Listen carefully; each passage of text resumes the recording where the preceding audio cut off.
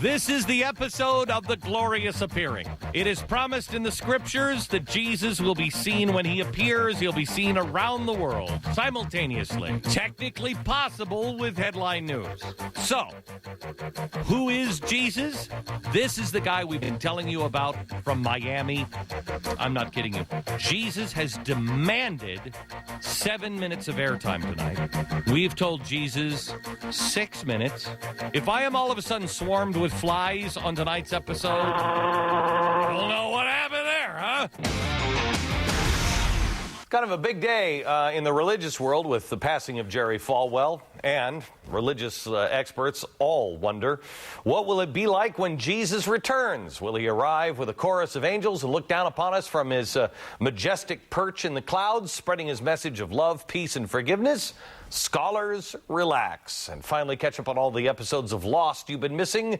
You no longer have to worry about when Jesus will return or what he'll look like. He's already here. Turns out the Son of God is a 60-year-old former heroin addict and convict, a divorced father of 4 who was born in Puerto Rico and now lives in southern Florida with his second wife. So instead of constantly wondering what would Jesus do, let's ask him. Give it up for the reincarnation of Jesus Christ himself, or so he says, Jose Luis De Jesus Miranda. Jose, do I call you Jose? What do I call you? That's fine. Jose Luis is my first name. Okay. Jose Luis, your supporters are known for people who tattoo 666 on their body. And I understand you have a 666 tattooed on yours. Yes. Why is that?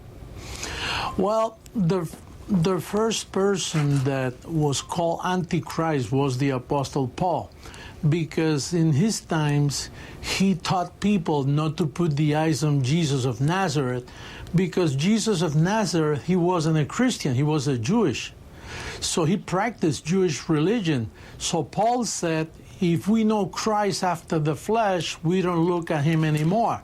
So that's why the apostles thought that Paul was against Jesus. Right. But really, he was presenting Jesus after the cross, not before the cross. But okay, but you're saying that, that 666 thing, that, the mark of the beast, that has nothing to do with that. No, see, John was a member of the circumcision, and he didn't see clear. That's why he said, okay. I saw. But you do see clear, because did angels appear to you and say that you are Jesus reincarnated? Well, 2 angels in 1973, while I was living in Boston, Massachusetts, they came to me and they told me, prepare, because the King of Kings and Lord of Lords is coming to you tonight to anoint you for the ministry. I didn't understand the whole concept of anointing me. Maybe I thought, like you see evangelicals does, they lay hands on you with oil, whatever. It wasn't like that. When he came, he integrated himself within me, and all of a sudden, this knowledge, this wisdom about the gospel of the uncircumcision, and that the true gospel was in those 14 letters of Paul. And then Paul said that when Jesus comes for the second time, he will be teaching according to his gospel.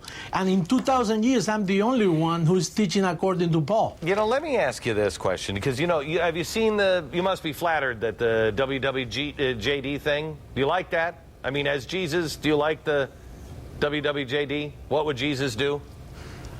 What would where people are asking, what would Jesus do? Well, Jesus... there is a lot of things that they say about Jesus, but, they expect him in a cloud, but he said he will come as a thief of the night. But aren't you Jesus? I am Jesus Christ, man. Okay. And it's weird that Jesus said he was going to come like a thief in the night, and you've been arrested for petty theft. But the band that says, what would Jesus do? Let me ask you this. You have a Cartier Pasha watch. I'm a watch collector, and it's encrusted in diamonds. I understand that's a $142,000 watch. You have a 7 Series BMW, an armored Lexus. You live on $130,000 a year, but they say that you live over your lifestyle and your means. You were arrested for heroin and petty theft. Wouldn't the question really be, what would Jesus not do? That's a good way of putting it. But Look, I live humbly. I have a modest salary for the income that $130,000? That Yeah, puts you in a rich category by most politician standards. yeah, but the millions that come for the ministry that we invest all over the world, those 130,000, I even use that part even for the ministry, you know. Oh, okay.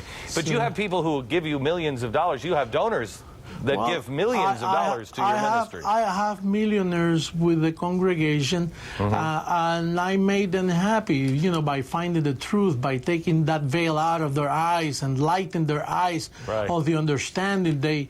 I help them become millionaires because once Right. you know the grace of God, you know, you prosper. Well- so in change, you know, they give me money for the ministry Okay. because they know other people knows Sure. what they know. Jesus, it's been good to have you on. It really has. We're out of time. I wanted to ask you if you felt a little ripped off by your birthday being on Christmas, or if you get the two presents or not. But thank you very much, and we'll be back in just a minute.